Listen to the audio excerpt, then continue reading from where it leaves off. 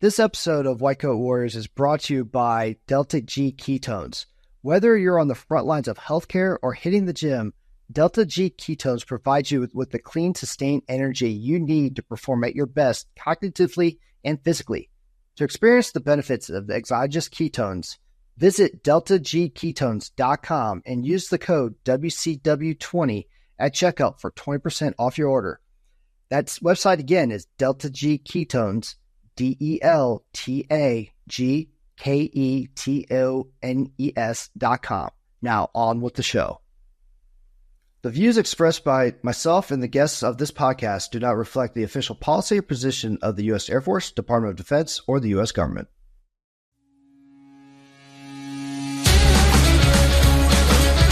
Welcome to White Coat Warriors. I'm your host, Dr. Chris Myers. And on this podcast, we talk about human performance optimization and training paradigms for you, the young medical professionals, and how you can use it in your own professional practices to help yourselves and your clients. Welcome, everyone, to another exciting episode of White Coat Warriors. Here today, we have Dr. David Hall. Before we get into it, if you like what we're doing here, give us a like, 5-star review, tickle that bell, no matter what platform you're at. Just, give us a like, help us move along, and send us any suggestions you may have, what you'd like to see in the future. So, welcome to the show, Dr. Hall. Yeah, thank you, man. I really appreciate it. It's nice to meet you. Thanks for having me. I'm really excited to be a guest here today. Thank you. Yeah, no, me too. So in my research with you, researching what your background and everything. So I know you're a physician. You're an orthopedic surgeon, correct? No, I get accused of that a lot. I'm a urologist. Okay. You're one of those guys. Yeah. All right. Yeah, urologist. Yeah. So you run that, and you run your own company, your own health performance company called Get Fit and Fine, which works on human performance principles for very busy populations and stuff. And a lot of that ties in directly with kind of our young medical professionals and even, senior medical students, but even young and senior residents as well. I imagine we'll probably have one or two attendings that'll learn some of this stuff as well. Hopefully. So this is great. So before we get into all this, tell us a little bit about yourself, your background, and kind of what you do on a daily basis.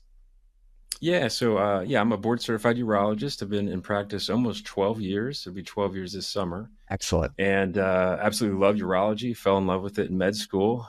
Thankfully, I met some urologists in the gym of all places who introduced me to urology. I had no clue what it was.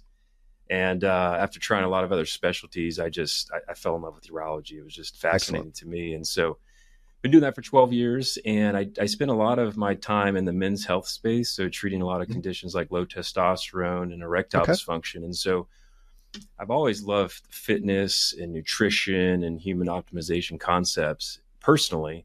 And I started to kind of realize that these patients of mine also needed those principles as well. And that's where Fit and Fine was kind of created out of, was a desire to not only, offer these guys treatment for their low testosterone, but also be able to say, hey, you also need to do this and this around their fitness and their nutrition and their sleep and their stress, as those things are often, just as important as the medical aspects of the low T treatment, for example. Yeah. But that's kind of what I spend most of my time doing, full-time urologist and also running the Fit and Fine, companies. It's kind of busy, but very enjoyable. Yeah. Excellent. Well, you know what? You hit on one of those touchy subjects, especially in what I do on a daily basis as an integrated physiologist with the Air Force. And I'm always getting hit up about low T, for the, low testosterone, low T.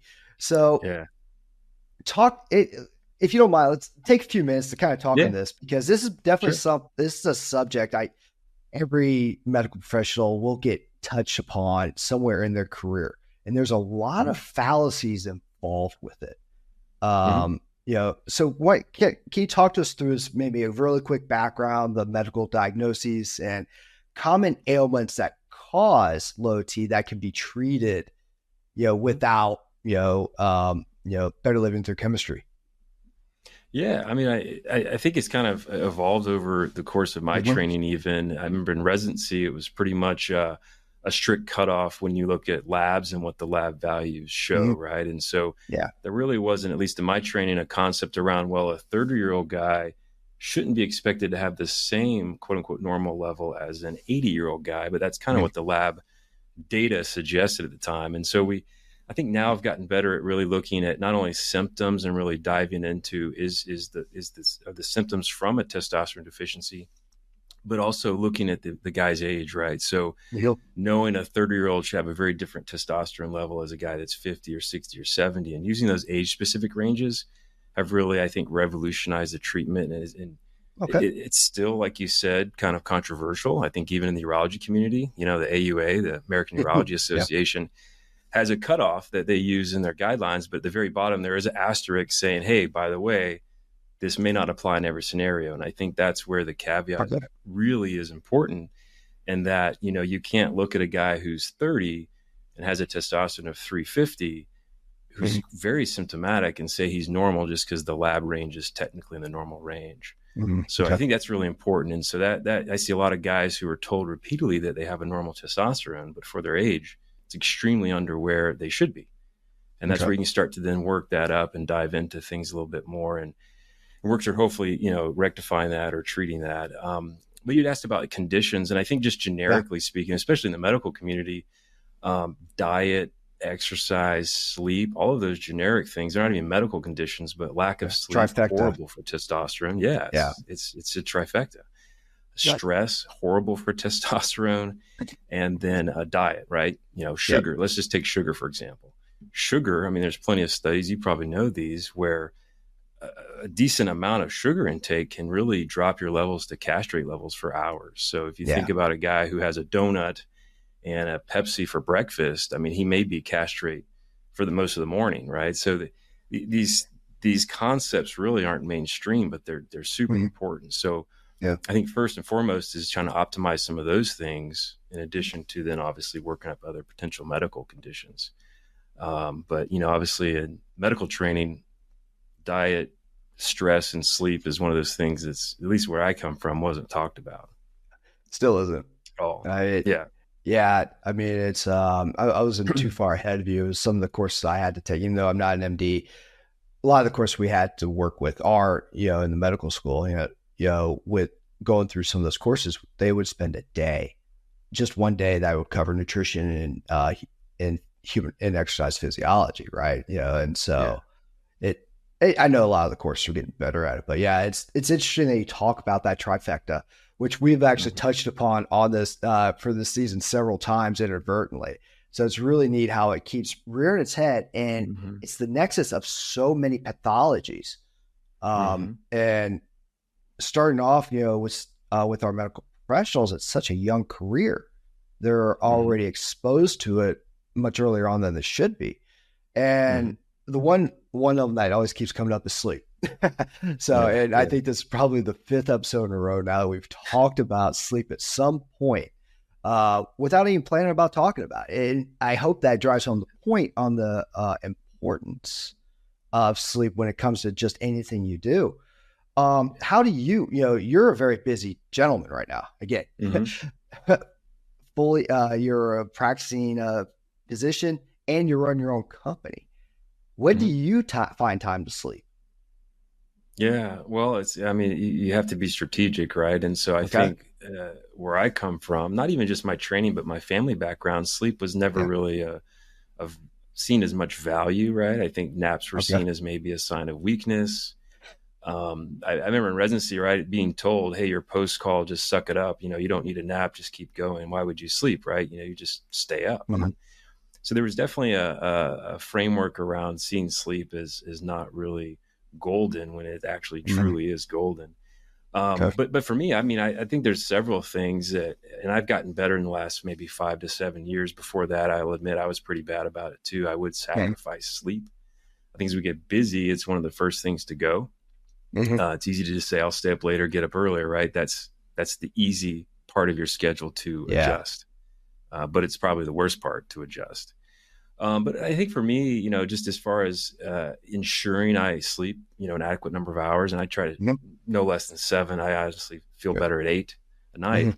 But, I think maintaining a routine schedule is pretty important. So I really go to bed Okay. the same time every night, wake up the same time every morning. The exception being I am in the medical profession. So if I'm on call, that Yeah. obviously gets interrupted. But I really plan for that. If I'm on call, I try to go to bed a little earlier or Mhm. sleep in a little later and make up for that in some capacity there. And I think just day in, day out, the more I think fully you live your life, right? If I give it my all, not only in my profession, but with my family and the gym, and if I'm very full in my day to day, I'm ready for bed, right? My body's ready to go to bed. And so Yeah. I just realized that, plan for it, and take advantage of that. Excellent. And some things I've done that have really helped me in the last 5 years is being strategic around, you hear a lot of these things about no blue light, no screens, Yep. but We I call think it's that even sleep more than hygiene. that. Yeah. Yeah, like sleep hygiene is really important. And I think in my profession, I would check emails right before bed, which why would I do that, right? And inadvertently, I would get a very stressful email, maybe from a partner, maybe from Yeah. a patient, maybe a staff member, and then I would be amped up. I would be thinking Yeah. about it. It would be delay my sleep, and so I cut that off hours before bed, so I don't have this Excellent. amped up, stressed up scenario before bed. I have more of a calming routine rather Okay. than the stressful routine. Yeah. So those have been important. And I think honestly, like I've really changed the way I eat and drink in the Okay. evenings. And drink, Interesting. I just Okay. mean water, right? So I really cut off Yeah. what I eat pretty early. Like I usually don't eat anything after 7. I go to bed Okay. around 10. So Interesting. I've just Okay. found for me that really helps without having to Mhm. process a lot overnight. And then obviously as you get older, I see a lot of patients with enlarged prostates. They drink a lot of fluids in the evening. So the more you drink in the evening, you're invariably going to be getting up in the middle of the night to go to the bathroom, right? So if you can avoid that, especially as you get Literally. older, it's going to be very helpful. But even if you're not Yeah. old and you drink a lot of fluids right before bed, I mean, that's just not a Yeah. good scenario. So, that's been kind of helpful. But, Sure. I think just being strategic once you identify how important sleep is, and then just Hmm. building your whole day around making sure you get the appropriate amount of sleep. I think that's the key. I think first you just got to Yeah. realize it's important. Yeah. So important. Yeah. Very important. And it's interesting that you talk on the nutrient on food timing before bed. Mm-hmm. That's another aspect that's come up over a couple of episodes already. Where, Interesting. yeah. So a couple episodes ago we had Dr. David Littman on here, and he has background with CGMs, where we talked about glucose stability that seems to help sleep. And Mm-hmm. with the advent of biowearables, it really showed, okay, if you don't have that glucose spike within an hour and a half to 2 hours of bed, you tend to have better stability, which is Mm-hmm. correlated to better sleep. It's interesting that you Mm-hmm. mentioned that already, Mm-hmm. Yeah. just by trial and error. So Mm-hmm. that's really cool. And Yeah. see Yeah. other professionals are seeing the same work, just without seeing the research, you're already seeing Right. it working out in the field. That is Yep. really Yep. Just interesting. anecdotal experience. Yeah. Yeah. Yeah. I do a lot better with cutting my food off at Mhm. 7. Yeah. Yeah. I'm always hungry, so I'm always eating. Being a triathlete. Yeah. But so, That'll do it. yeah. Well, speaking about drinking, yeah. And I've never come across that where, and this may be where the ageisms come in. So you mentioned, especially for older men, drinking water, you should try to stay away from drinking too much liquids in the evening, and enlarging the prostate. Can you talk a little bit about that? Because I've never come across that before, and some of our listeners may have kind of a similar question. Yeah, yeah. Obviously, the med students, residents, new attendees, they may not have to worry about it. But even docs in their 40s can start to Yeah. see problems with an enlarged prostate. 50s for sure. So, Yep. but yeah, the prostate enlarges. You may not empty your bladder really well. So if you're going to be, retaining some fluid there, and then you're drinking a lot of fluid before bedtime, one of the common symptoms is you just get up at night to urinate. So Okay. by limiting the amount of fluids you drink at night, it can just decrease the amount you're going to have to process during those first Yeah. few hours of sleep, and therefore, make it less likely you're going to have to get up, 1, 2, 3 times in the middle of the night. Yeah. With that said, there's a lot of other medical conditions that guys can get. Right. Sleep apnea, for example, is one of those Mhm. that notoriously gives you a symptom of getting up at night to urinate. Wow. A lot of guys think it's their prostate when in fact it's sleep apnea. So, Yeah. there are getting up at night can be from a lot of things, but prostate's a common one. Yeah. Yeah. Interesting. You said that with the sleep apnea. I've seen that quite a bit with tactical Yeah, professionals. Yeah. yeah, yeah. So really cool. I learned. I always learn something on these talks as well. So Good, I love these. good. Yeah. Hopefully someone gets out of this as well. So talk to us a little bit about your company, Get Fit and Fine. What's your Mhm. model, and how do you tailor it to your professionals? Yeah. So, like I said, it was kind of born out of me seeing the need, um, Mhm. personally, but also professionally of my patients, Mhm. specifically, especially like low T patients, for example, Mhm. who found themselves with low testosterone. They were overweight, they were busy, stressed, not sleeping. They had all these things going on, and all I could really address was giving them testosterone replacement. Right? They needed that, but they also needed much more. Mhm. And personally, I hired my own trainer about 5 years ago and saw Okay. like amazing results working with him. And so I saw the importance of putting everything together, right? Okay. If you have some medical problems, optimizing those. If you have issues with stress, sleep, optimizing those. But then the diet, the nutrition, having a training program, right? Not just Mhm. going to work out, but actually like training for something specific that's measurable and Yeah. objective, and assures you're making progress. I mean, that's like the secret sauce, I think. And so Yeah. Smart I goals. created Yep. this. Yeah, yeah, exactly. So I created Fit and Fine as kind of a company, a platform to not only educate guys, especially Mhm. busy professionals, doctors, for example, but also provide the tools and the resources to do that. Right. So a lot of guys come to me, and they kind of know what to do. They just don't know how to do it. Right. They know they need to lift, exercise, work out. They just don't know Good. what to do, how often to do it. And so structuring and programming those training regimens for them, helping them understand macros, for example, or the quality of their food, the types of food, how much they Mhm. should be eating or how little based on their Yes. goals. Those are kind of the main aspects. And so we just tailor things. Most guys come to us needing to lose weight and add muscle. Mhm. That's obviously the most common complaint. Yeah. And so that's usually involves, cutting. So teaching them about, limiting the number of calories and figuring out that exact number, and then Mhm. training, right? I think a lot of guys either don't train at all or overtrain. So Yeah. like there's kind of a balance and like really ensuring they understand how to train for progress, not that stagnation or Mhm. injury or going in a backwards motion, so to speak. And so a lot of that is also built around support and accountability. I think Okay. them knowing they have someone in their corner who knows how this works, who knows how we can put it all together, and has seen success with not only himself but others. And that Okay. gives them that confidence to follow the plan rather than just you read a blog, you read an article, you're like I don't really know if that's going to work. This stuff works, and so that's kind of how Mhm. we're structured. But it's really just the programming, the education, the support, the accountability. Those are kind of the Yeah. main components to the Fit and Fine programs. So. Okay. So in within that education component, what are some of the key topics that you typically see with your clientele? I mean, oddly enough, a lot of guys come to us asking about their Mhm. testosterone, which Okay. my rule of Fit and Fine, I don't check that, but I encourage them to go get it checked with their local family Okay. doctor, for example, to at least get a screening test. But a lot of questions revolve around, hey, how do I know if I have low testosterone? How do I get it checked? If I have low testosterone, what do I do? Mhm. What can I do to naturally boost it? Those types of things. So a lot of education's around that. Okay. But a lot of guys seem to not really understand, just what I take for granted as being more basic is, what are the good protein sources I need? How much Okay. protein should I be eating? That's honestly some of the biggest ones. Or Okay. they hear carbs are bad. Well, no, carbs are Yeah. actually good. There's bad carbs, there's good carbs, and there's Yeah. too many carbs. And so a lot of it's education around nutrition, honestly. Yep. Nutrition, Okay. low T is a big one. And then the training usually is more of just reorienting them around overtraining. I think a lot of guys go Okay. in, Interesting. go all in, they go aggressive, they do it for a couple months, they maybe get hurt, they don't see progress, they get burned out, so to speak, and then they quit. So I think mapping out a more sustainable program is really a big part of the kind of initial, I'd say Yeah. few months aspect of the programs. Okay.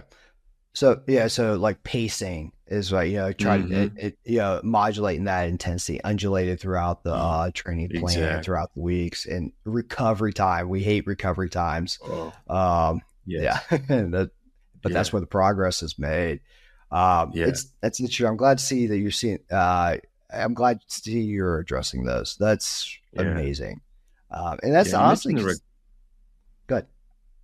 I would say you mentioned the recovery time. I think that's a real Yeah. big piece for me. I think historically in Okay. residency, for example, I think I would take a deload week or a light week once every Yeah. 3 or 4 months, something, Yeah. insane, which in my 20s I could kind of do that. But I noticed as I got older that that just wasn't sustainable. And so honestly take a deload week every month, like every three to Yep. 4 weeks, I take a little lighter week. And it's just that, undulating progress is better than Yeah. this, going too strong and then just, blowing up, so to speak. So Yeah. And really that's important. the Yeah, and that's the hard part when you buy a stock plan. They're usually strength conditioning plans are usually built for 6, 8, Mhm. 10, 12 weeks Yeah. without any deloads in there. No, no. And yeah, it's like you said, when you're younger, you can do it. And not everyone can do Yeah. it, but more often than not. But now as we moving closer to kind of the Julian calendar approach where every three Yeah. weeks and then 1 week off, and it kind of Yeah. helps Yeah. with that improved Hmm. recovery, or at least it forces the recovery, but it also helps with your just regular calendar and, planning your months and your weeks out. Hmm. So yeah, Yeah. Yeah. that's Yeah. It's really it's important. like, That's a yeah. good point. I know we're talking about a lot of great topics today, but let's take a quick break to discuss our amazing sponsor, Delta G Ketones. Delta G Ketones delivers all the energy you need without the crash. It's perfect for long shifts, intensive workouts, or any time that you might need a mental or physical boost. Head over to deltagketones.com and use the code WCW20 at checkout for 20% off your order. That website again is Delta G Ketones,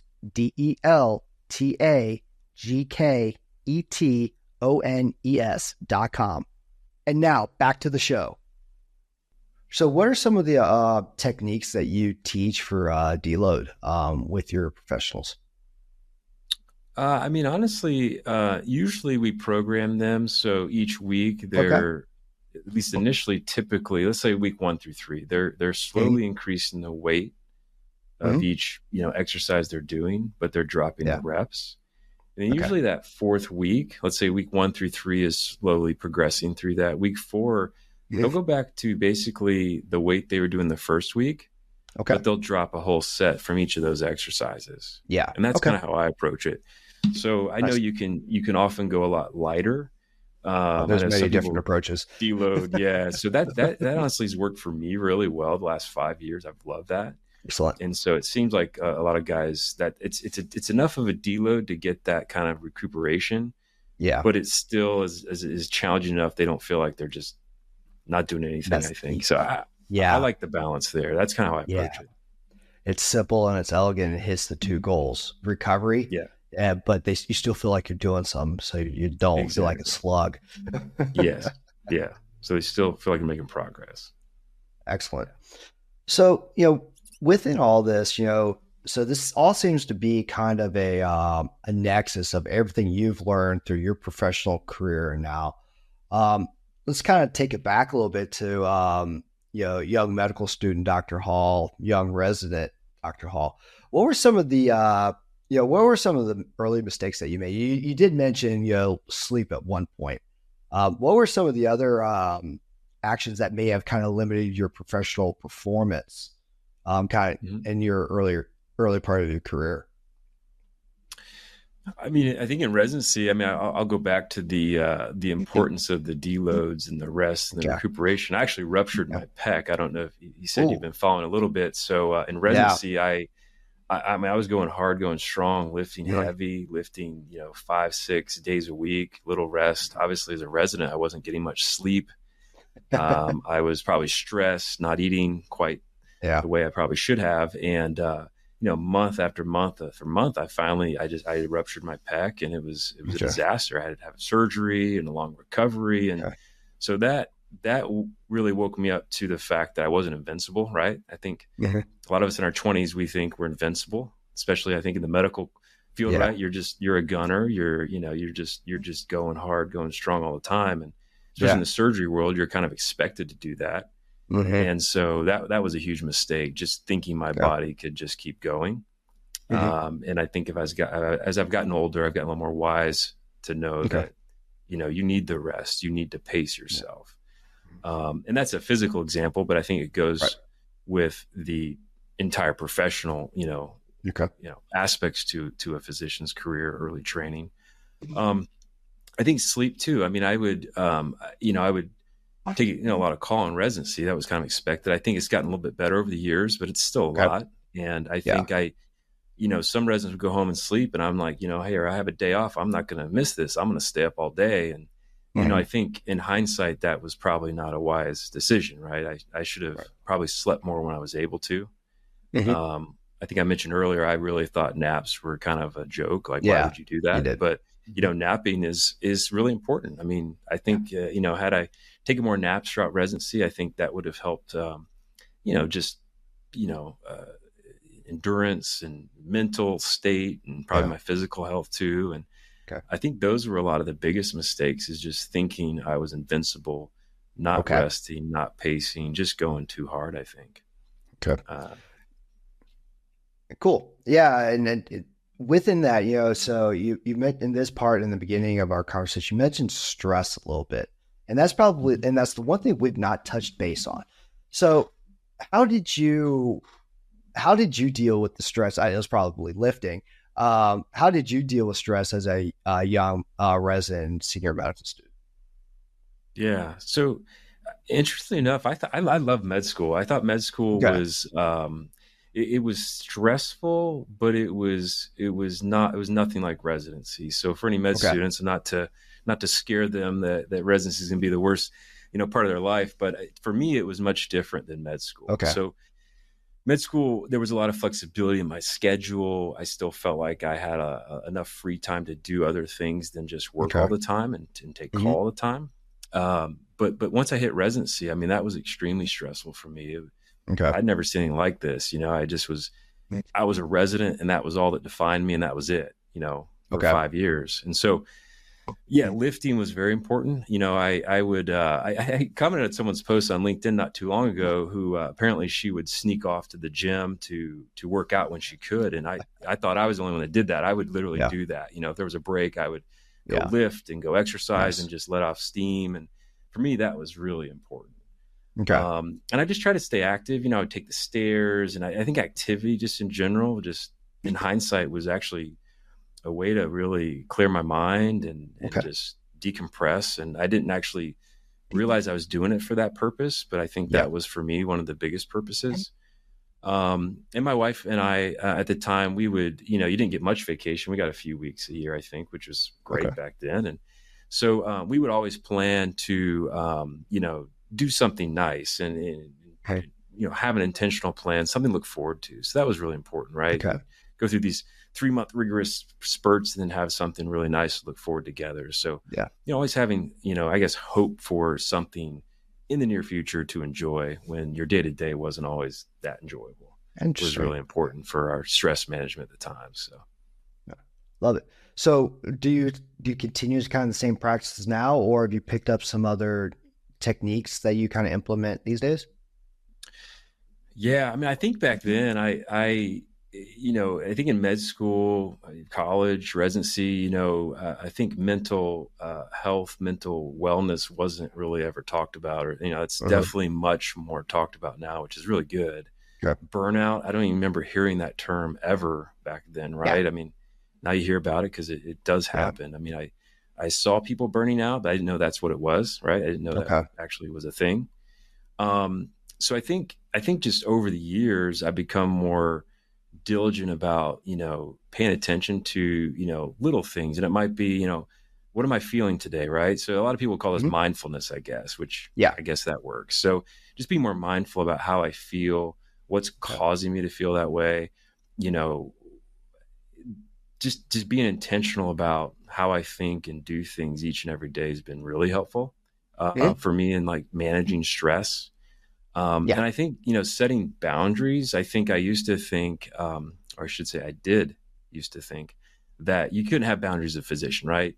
I'm a Okay. physician, I got to be on all the time. And Yeah. that's the primary thing, which at times it is, right? At times I have to make sacrifices and, go in Mhm. and take care of a patient in the middle of the night. But other times I need to shut my phone off, Yeah. and Mhm. focus on, my family, my kids, or something else. And I think really setting barriers and boundaries is important. But I Okay. think, at least in my training, we were taught to do the exact opposite. Oh, really? So that, Okay. yeah, I think we weren't really encouraged to have boundaries. It was expected Okay. that, we were just urology residents and urologists and that, so I think that has shifted a bit in the mainstream kind of culture. But Mhm. I think specifically for me, I've definitely shifted to have more of a Okay. boundary focused, approach to things. So that's been Excellent. helpful. Yeah. Yeah. That's great. So, Yeah. yeah, I mean, wow, that's a lot to take in. But I love the fact that you talk about boundaries. That's something that it gets harder and harder every day with Yeah. the Oh, with the yeah. It smartphone. does. Yeah, Yeah. yeah, you attach to. I imagine a lot of professionals have 2 and 3 cell phones that they're Yeah. conducting business on and be able to shut those Yep. off. Yep. So, kind of relate it back to your company in this, in kind of that stress side with the education that you provide. What are some of the tips and tools that you provide to your clientele? Mm-hmm. For stress, Yeah. for stress management. Yeah. I mean, I think again, a lot of this comes back to just like recognizing it, right? I think a lot of Okay. guys, I will say, hey, how's your stress levels? And they say, I'm not stressed. And I'm like, are you sure? And they're like, well, I don't think I'm stressed. And then we Hmm. start to talk about it a bit, and then come to find out they're actually very stressed and they just didn't even Okay. realize it, right? I think as guys, we don't tend to focus on our feelings or what we're going through. We tend to just do it, right? We don't talk Hmm. about it, we just do it. That's kind of a man thing, I think, for a lot of us. And so I think Yeah. just getting them to open up and like identify potential stressors is the first step. And often Okay. those guys then start to realize, oh, I am actually stressed. You're right. Whereas most of them, first question is an answer is, I'm not stressed. They say that Okay. repeatedly. So getting them to identify the stressors is that first step, and then we Yeah. work on a plan to kind of work on those. And a lot of it is usually Yeah. work or home, and again, a lot of that can come down to setting boundaries Right. or just having something like, for example, if they're really stressed at work and they're not sleeping well, then if we help them eat better and work out and Mhm. train, they notice they sleep better. They notice Yeah. then they feel better. Then their work's better. It's kind of a vicious Yeah. circle, right? They kind of get Yeah.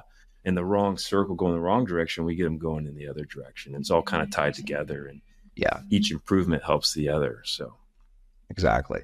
So, yeah, what are some of the during the identification process? So, what are some of the metrics or signs and symptoms that you kind of teach your clients to look out for or recognize? for stress.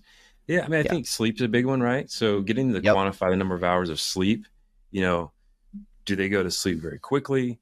Are they waking up a lot at Mhm. night? Do they get Yeah. many hours of sleep? That's a big one, because that's kind of a Hmm. sign for me that, if they have a really hard time going to sleep, it's usually Hmm. they're stressed about their finances, they're stressed about Right. work. And so that Yep. can really help you figure out, what they're thinking about, and then kind of narrow down what to focus on. So Okay. that's a big one. And I think how they feel, right? I mean, are they more anxious? Are they concerned about tomorrow? And we kind of dive into their, Okay. finances, their work scenarios. Mhm. Are they concerned about the stability of their jobs? Or Yeah. their issues with their kids? And I think just screening for like life, right? Like getting to Yeah. know them, what their different roles are, right? Are they a father? Are they a husband? Are they a Hmm. coworker, a business partner? The more roles they have, the more likely they're going to have stressful scenarios in one of those Okay. roles. Yeah. And so I think just getting to know their roles and where they're at in life and what they're really thinking about is like that. Those metrics can then dive into kind of what's bothering them and affecting them. Mhm. But I don't have like necessarily a specific screening tool per se, No. but No, that's just great. that No, that's just relational aspect. No, that's perfect. I mean, that's really what we need, and Yeah. not a lot of people know those types of, those correlations. And that's Yeah. why I wanted to kind of ask it. You hit the big ones. It's the same Oh, ones good. I talk with my clients and my tactical Yeah. populations on. We see that quite a bit. Same ones, especially if you're having trouble falling asleep. Okay, what's causing it? First, you check the environment, you're eating, and then the next Yeah. is the stress, right? Yeah. Is like, okay, what's going on? Do you have, your Pavlov's laws, your pyramid already set up, right? You Hmm. kind of Hmm. check those off, look at that, and then, all right, if everything seems to be okay, we need to kind of start looking at other things. But typically, it's in those first three Yep. categories, and like you Yeah. said, that will kind of work it. And then if you Yeah. can figure that out, it will resolve. It can help resolve the other sleeping issues as well. Yeah. Yeah. So Exactly.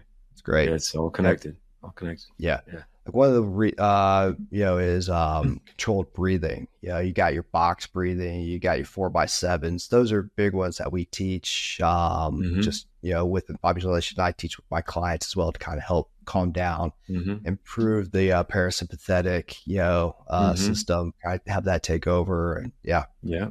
Yeah. It's funny you say that. Yeah. Actually, so about this time last year, I was really exploring what burnout was more. I saw some Okay. colleagues really kind of Yep. crash and burn, so to speak. They just were Okay. burned out. I think coming out of Yeah. COVID, urologists, we tended to work quite a bit during COVID. Things couldn't Okay. really Yeah. wait for us. Yeah. And then after COVID, there was a lot of catch up, pent up demand. And so I saw a lot of colleagues seem to burn out. And so I was really exploring what that was. And I Hmm. was concerned maybe I Okay. was starting to get there. And so I came across like polyvagal theory, which is what you're Yeah. kind of talking about with the, Yeah. yeah, so breathing and different exercises to help control that. And so I do utilize some of those. They actually were really Excellent. kind of fascinating to that's something I was never exposed to until about a year ago. Yeah. And so, yeah, Mhm. super, super cool, super important. So I do a lot of that as well.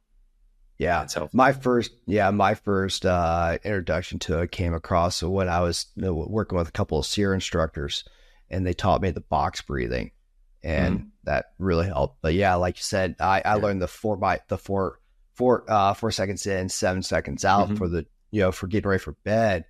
Uh, Yeah. that, that, that's really helped me a lot too, as well. And there's Yeah. apps out there as well. You can find them on the App Yeah. Store. They're free. You can Yeah. pay for them, whatever, but whatever. Yeah. It's great.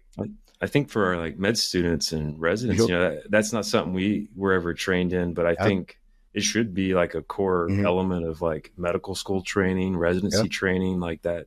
Those polyvagal, autonomic Yeah. control theories are really helpful, I think. Yeah. So, And the great thing is now with the advent of tech, right? Just if you have a yeah. smartwatch, Garmin, whatever, you can Hmm. actively see the Oh improvements yeah. on the heart rate, with the increase in the parasympathetic innervation, Yeah. or Yeah. activation, excuse me. Yeah. And it's Hmm. really neat. You can see it. That is Um, cool. so, Yeah. well, That's cool. excellent. I mean, so we've covered a lot. And I love it. It's great. But we talked low T, we talked, it's the trifecta of it, sleep, nutrition, and food, or excuse me, hydration. And then, we kind of talked burnout, we talked stress, we talked lessons learned. I mean, if you had one piece of advice to give the next generation of medical professionals, what would you give them? Can I give two? Sure. Yeah, give as many as you Yeah, want. let's give them two. Yeah, no, it's a great question. I mean, I think about this sometimes, right? I think a lot Mhm.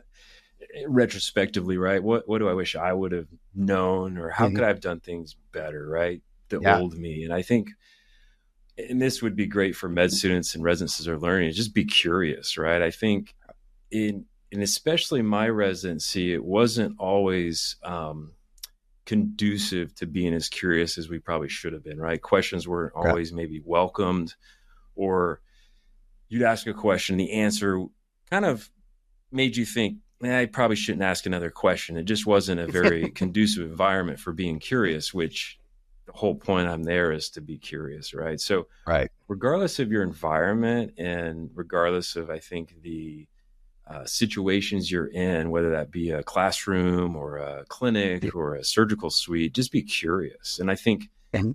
that's going to just enhance your education and your training tremendously. Just be curious every day, learn something new. If you don't understand something, ask questions. Like that's why you're there. And so I think just be curious. And I think along those lines is be curious with yourself, right? You're going to be busy as a student, as a resident. Right. And I think I remember me being so busy that I didn't stop to think about me and who I am and where I'm going and like what I'm feeling, what I'm thinking. It was just doing every day. So I think be curious about yourself too. And that's especially you go through transitions from med school to residency to fellowship. If you do that, fellowship, then to practice, like the more curious you are about yourself and the more you define who you really are and where you want to go, I think that's going to be very helpful to make sure you end up in the right spot, right? Head the right direction, basically. And then kind of part of that, I'd say the second part is just keep it simple. It's the KISS, keep it simple, stupid, right? But that's used a lot in finance, it's used a lot in business. But I think in healthcare, everything is very complex, right? I mean, you're learning complex, concepts, procedures. I mean, just the way hospitals and clinics and health systems work is very complex. But your day-to-day, your life, just keep it as simple as you can. And that can apply to your diet, your sleep, the way you manage your stress. For example, keep it as simple as doing like box breathing, like you talked about. And then especially as you have more and more income, as you leave residency and you become an attending, keep it simple, because you can get very complex when it comes to your finances, but you don't need to. Just keep it simple. And I think if I could go back, I would have tried to simplify more of my decisions in the past. And I think that would just be super productive. So be curious, keep it simple. And I think that's some good keys to success. Yeah. Exactly. Yeah. I love it. Yeah. Do the basics. I love it. Yeah. Excellent. Yeah, exactly. Well, Dr. Hall, thank you so much for your time. I know you're a busy man, but man, this has been great. I hope we have a chance to speak again here in the near future.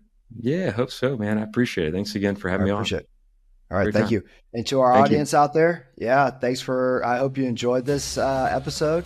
And again, if you like what we're doing, give us a like, tickle that bell, keep it all coming. Till next time, have a great one.